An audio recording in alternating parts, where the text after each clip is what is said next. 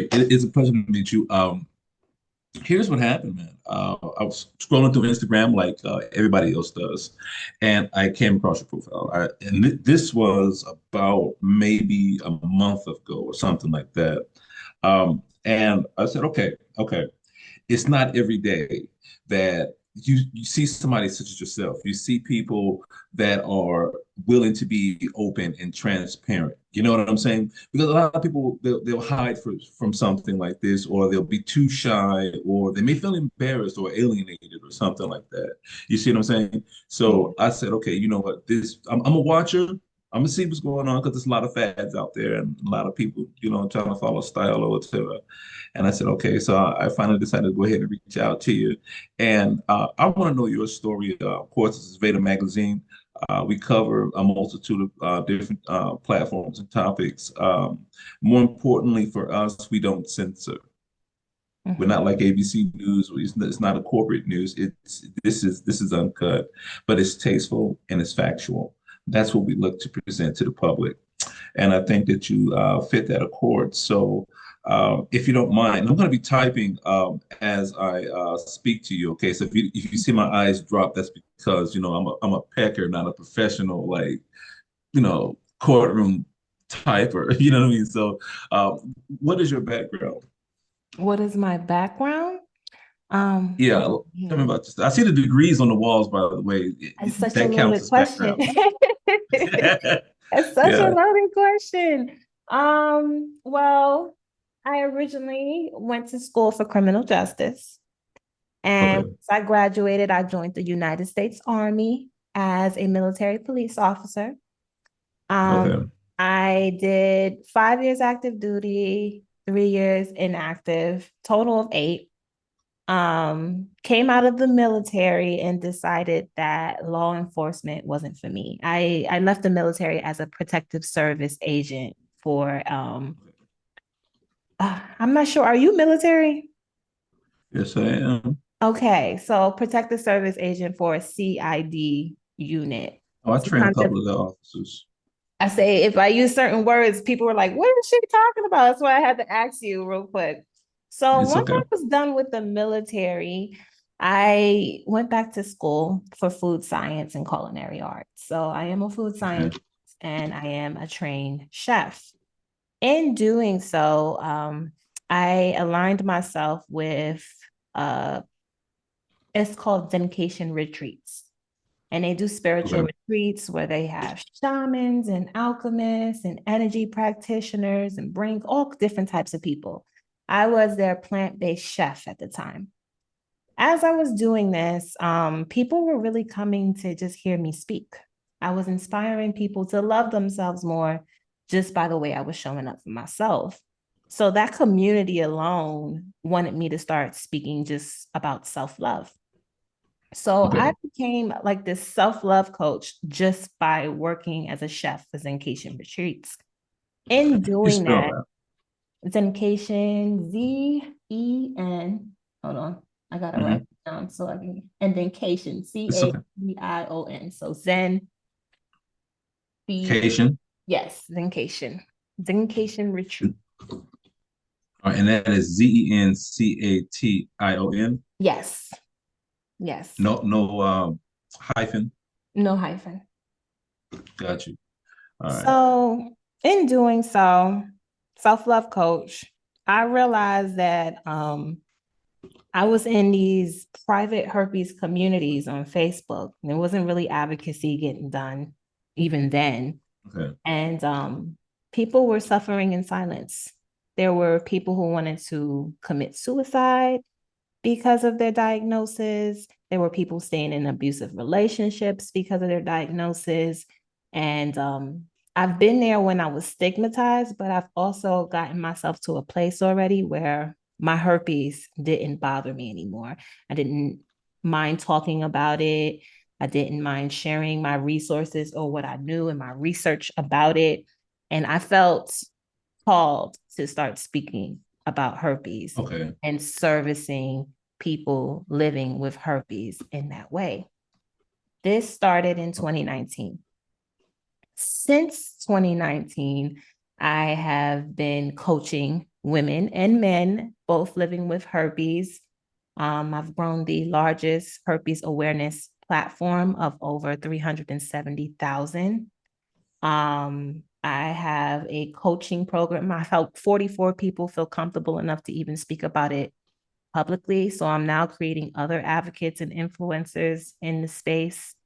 Um, I've been the face for brands like Femiclear, Vanquish Care, Natural Cure Labs, which are all companies who provide something like a product for herpes. Okay. Several features so far.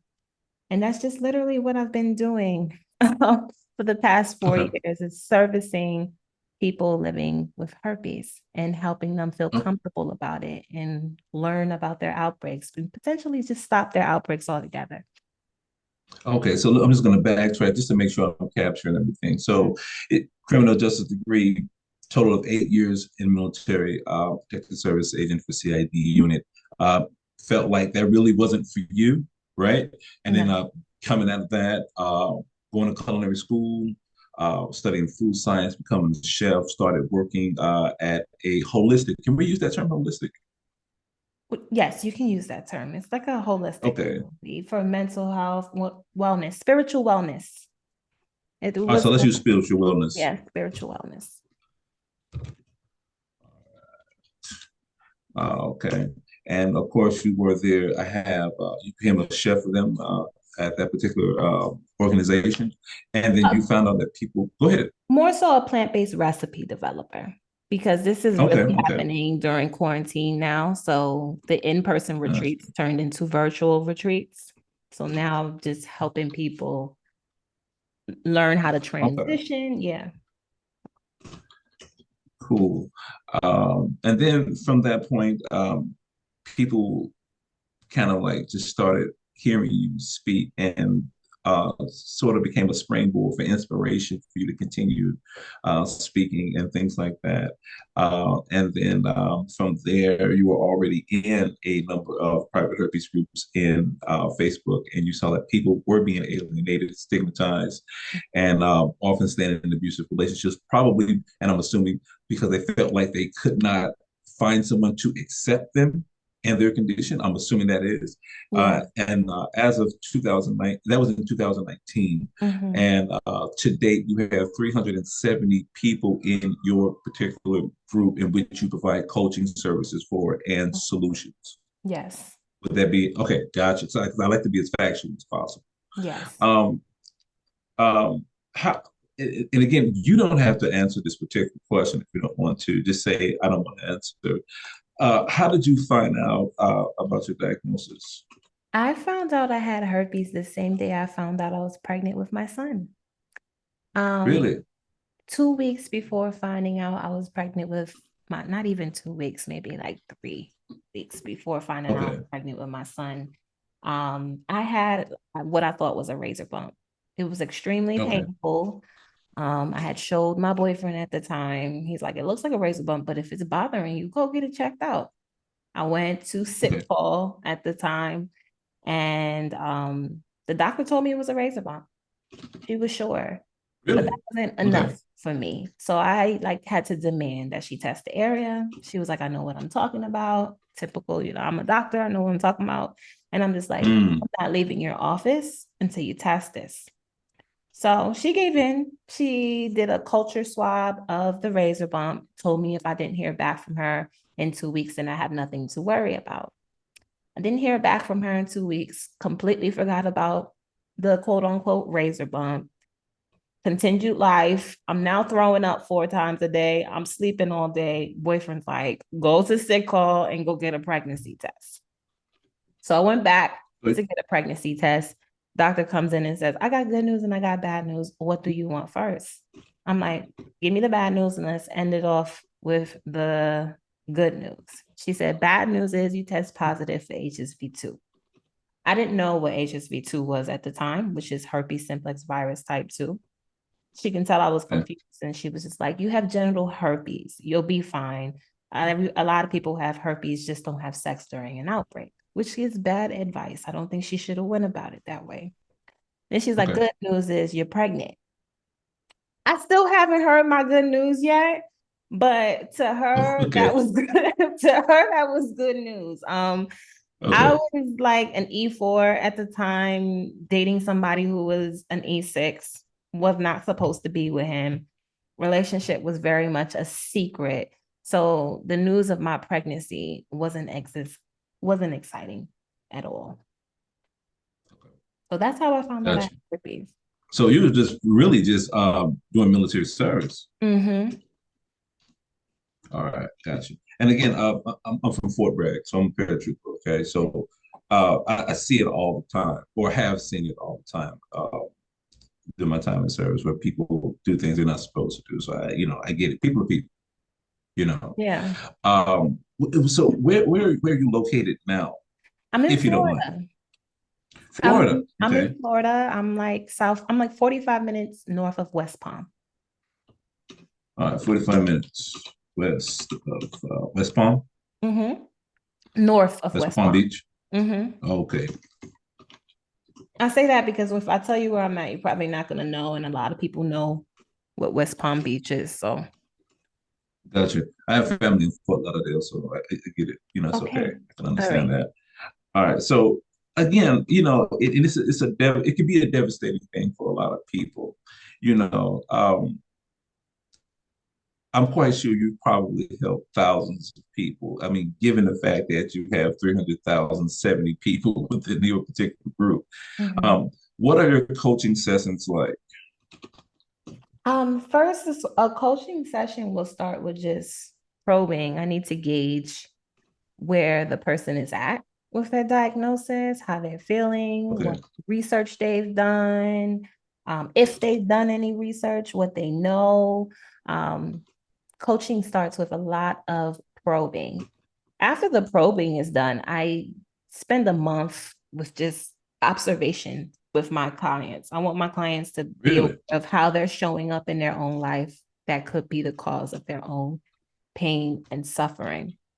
Okay. As far as diet and lifestyle, who they're hanging around with, their thoughts, their belief systems, their personality. You'll be surprised a lot of people really are not familiar with who they are, especially if you're Okay. impacted by herpes so much.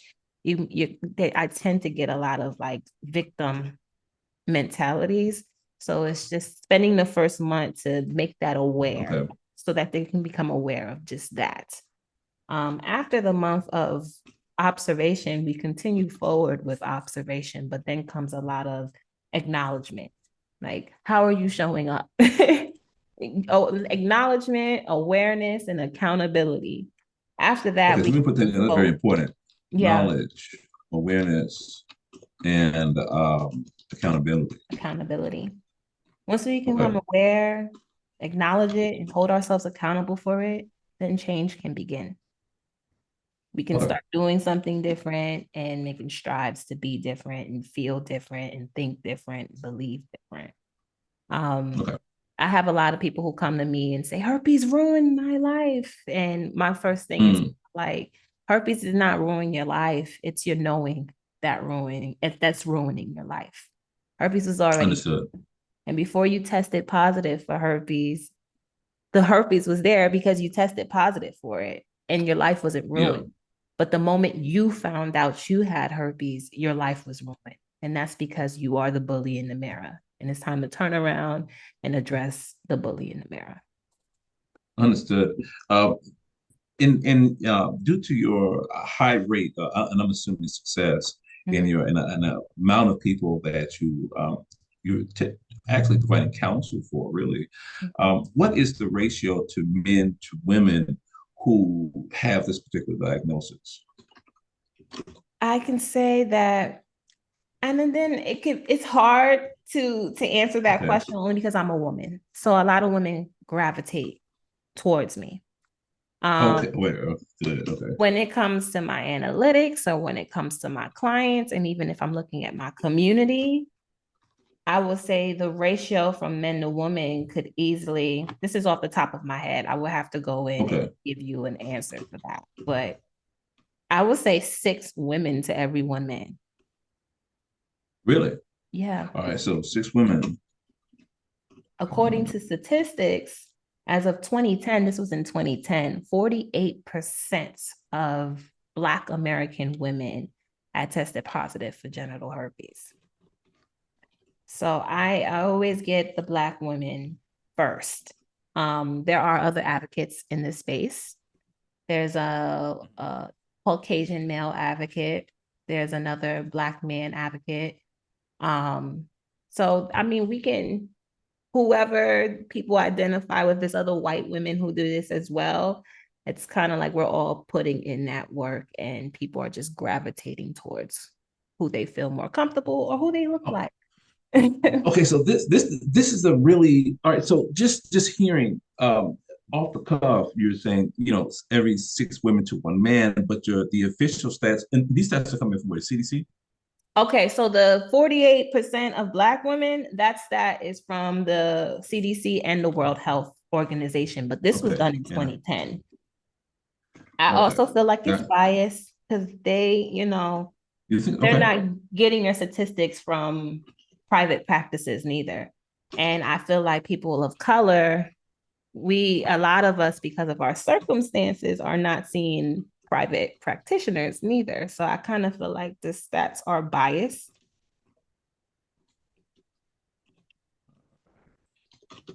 Or maybe my Okay. opinion is biased. No. That's Mhm. fine.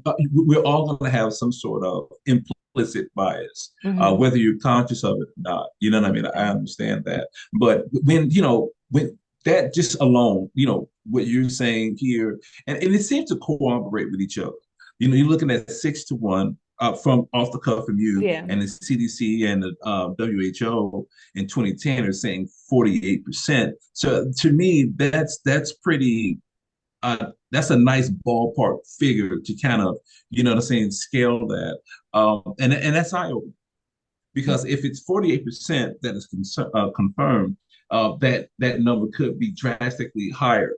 You see what I'm saying? So now this particular diagnosis is not simply something to necessarily shy away from because at this point, at 6 to 1 and to 48%, and that's just one ethnic group on the female side, you're looking at a phenomenon that is pretty common. Yeah. I mean, is it safe to say that? It's safe to say that it's pretty common. Also from the CDC, by age 50, 95% of your age group will have a type of herpes. Really? Yes. Okay.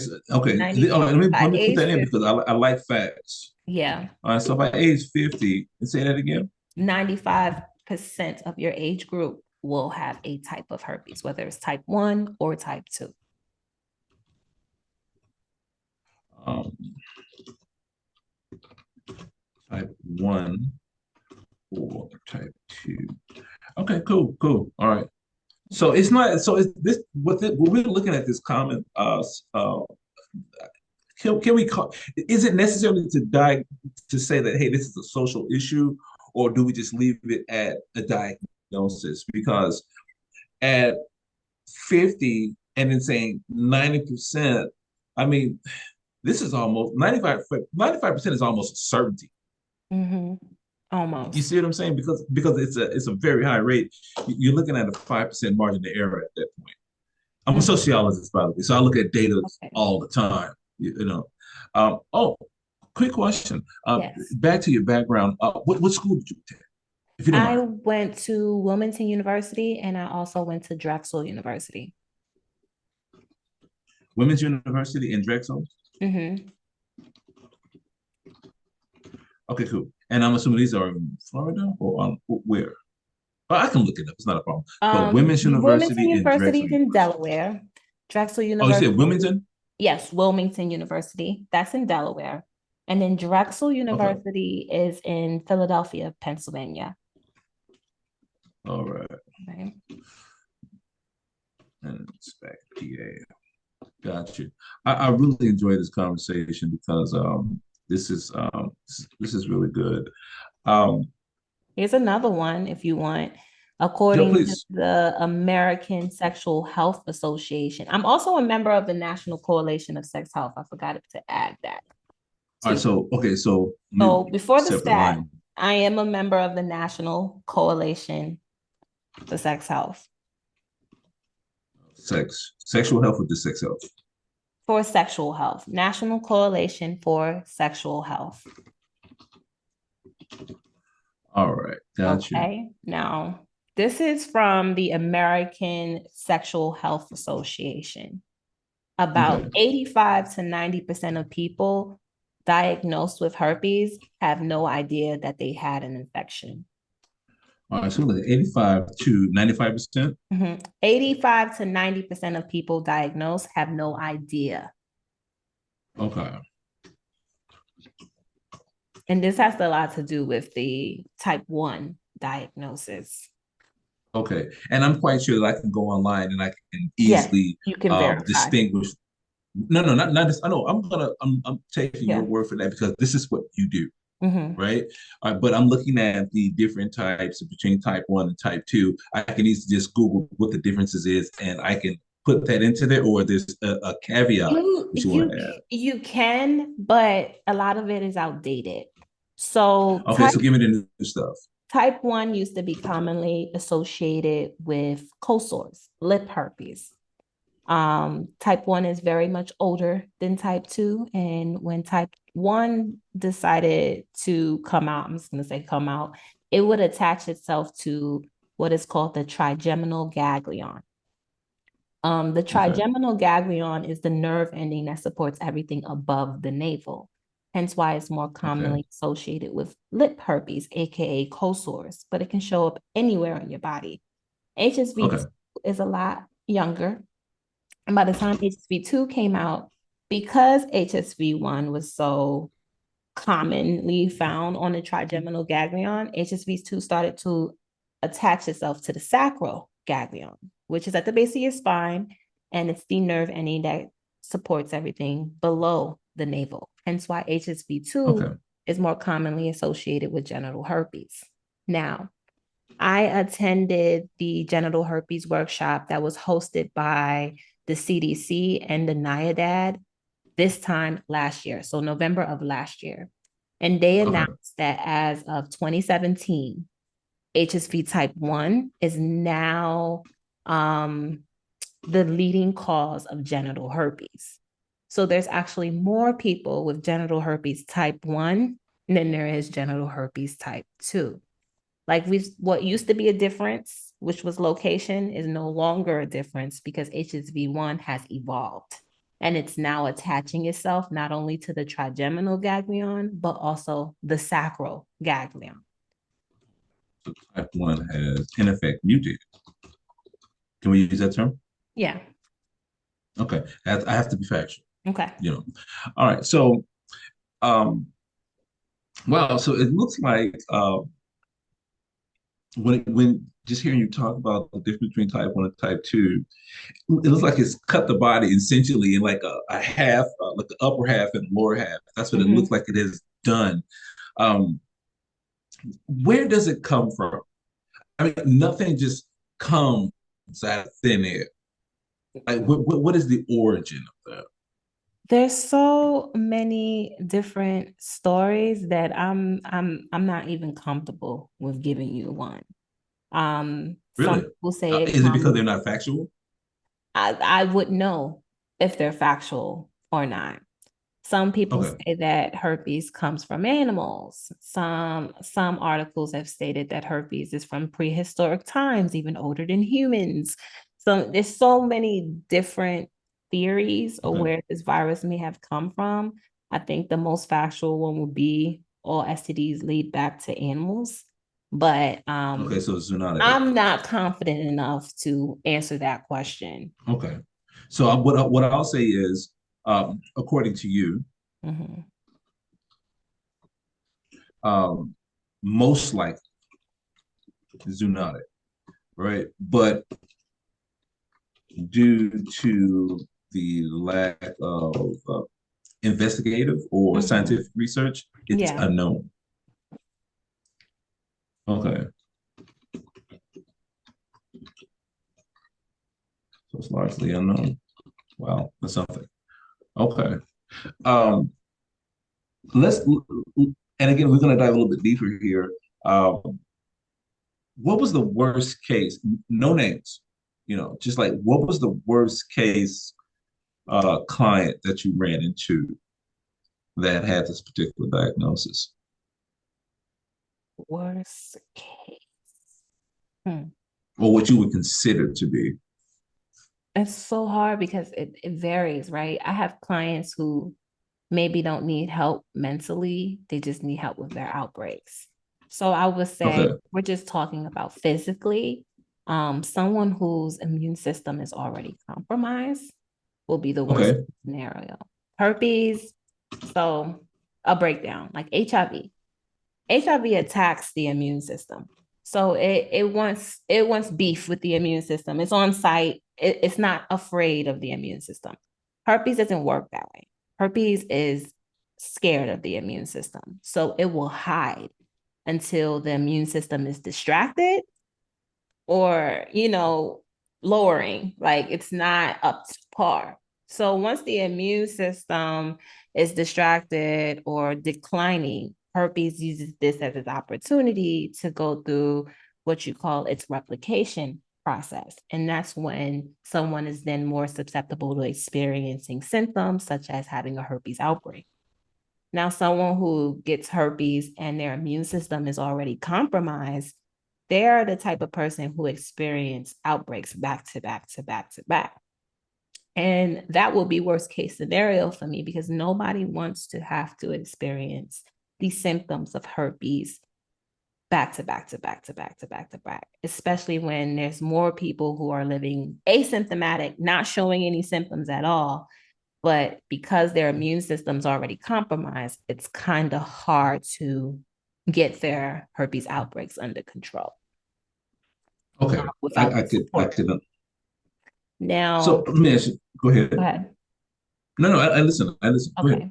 Now, as far as worst case scenario mentally, I would say people wanting to commit suicide due to the knowledge of them having herpes. That would be worst case scenario. I feel Okay. like the worst symptom of the herpes virus could be the mental toll that it takes on a lot of people Okay. So it's the versus mental that gets that bothers people most. that bothers people the most. Okay. You mentioned asymptomatic. Mm-hmm. Um, how many people, in your estimation, or if you have a Oh, yeah. statistic in front of Only 10 to 15% of people who test positive for herpes actually experience outbreaks. Most people you? with herpes, Really? yes, most people with herpes will never ever experience an outbreak. So, okay, And only that's 10% why of most people with people herpes don't know that they have herpes. don't know. Mm-hmm.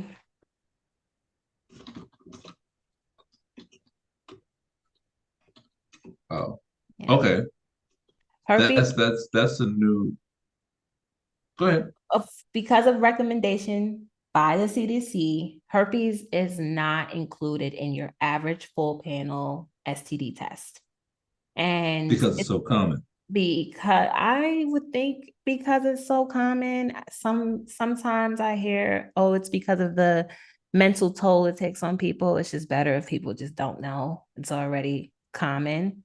Um, Hmm. then sometimes the blood tests are not accurate. If you test too early, you can test negative on a blood test for herpes.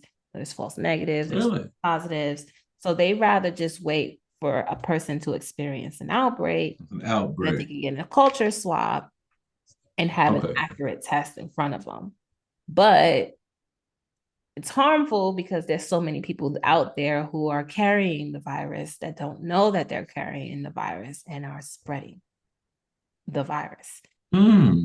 Okay. All Some right. people don't even know that you got to ask for a full panel. Some people just ask for an STD test and assume that they're being tested for everything. When you ask for an STD test, you're probably only going to get tested for 3 STDs: chlamydia, gonorrhea, and trichomoniasis.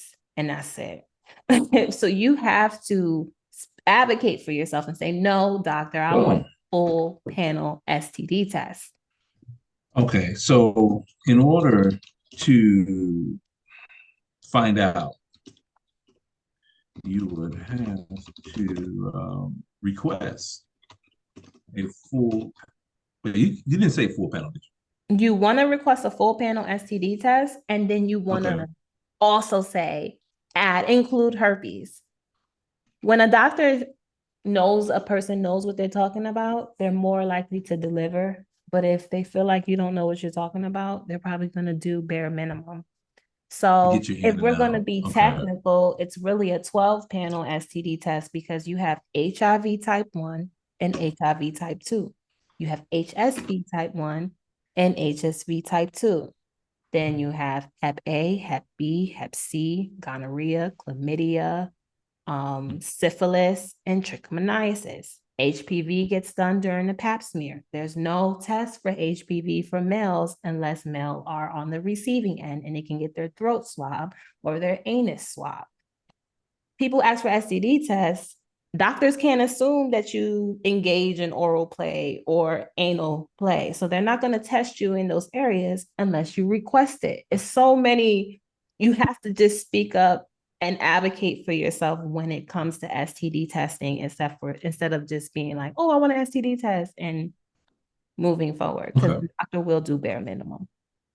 Well, let me ask you this one because we I don't want to say we're fresh out of the COVID era or whatever, but we still kind of are. I mean, there's still a lot of residual effects, especially on the economic end, social economic end, really. Mm-hmm. How did like this diagnosis, for lack of better terms, play with COVID? Like, did you see an uptick there, or what happened? I've seen a lot of people finding out they have herpes during quarantine.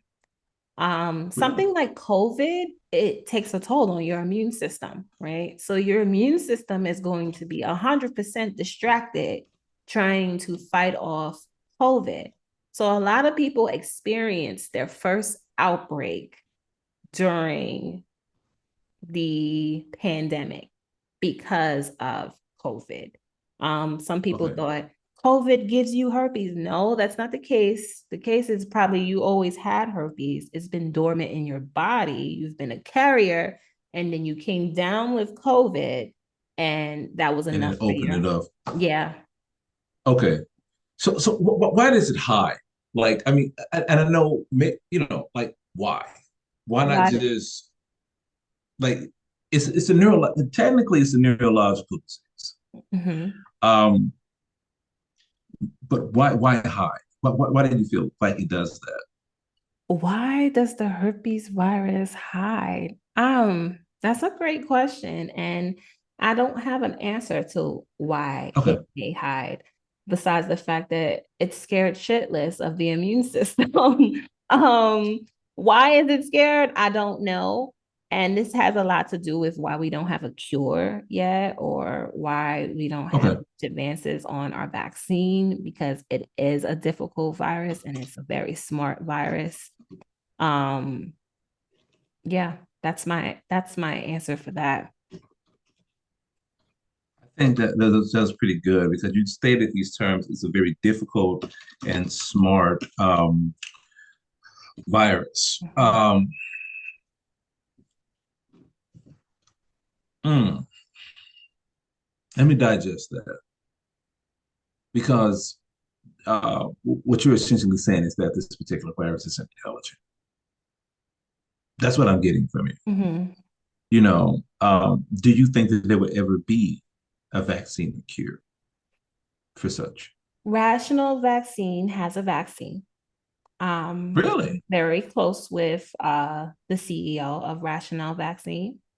The trouble is that finding funding for the United States. The US gives a lot of pushback when it comes to vaccine trials here in the United States. So now they have vaccine trials going on in Canada, Dubai, South Africa, the UK. We just don't have the funding here in the United States. Um, they are thinking about crowdfunding. I think I would have to call him or look into Rationale to see how far along they've come. And am I spelling that company's name right? Rationale, Rationale. Hold on, let me write it out. Okay, Rational vaccines. got you. Rationale All right, vaccines. so that is actually a in quotation marks because I want to, and I'll dig up their information to punch into here. Mhm. Where are we at on time? We're almost out of time. Uh, I think I tell you what. Let's do this. Let's get some final thoughts from you Okay. and how people can reach you Okay. and any other important information. So Okay. let's, Uh, yeah, and of course solutions. So let's see. Let's see. Let's see. Final thoughts. I don't know which way to go with my final thoughts, honestly. Um, if people are suffering mentally with this virus, um, there is a new perspective. There is a different point of view. You just have to want to seek it. You have to you have to want to seek it. As far as outbreak goes, for people suffering with back-to-back outbreaks, there's information out there so you can learn your triggers, you can learn your symptoms, and you can make your life a little bit more comfortable living with this virus. Um, yeah, those would be my final thoughts. As far as how people can reach me, do you okay, want me to send you an email? please. Yes. Yes, you can send all of your Instagram, Facebook, I mean, just website, just anything and everything where you want people to reach you and stuff like that. I think that is very important. And I have to say, I like you. I do. Thank I you. like what you do because it's this is a situation, and again, I didn't even know it was such a broad, wide situation with people being afflicted with this particular ailment here. Um, that somebody such as yourself and being a Black American, being able to speak on that particular topic is something that's important to me. Thank you. It really is. I appreciate that. I No, appreciate I it. appreciate we appreciate you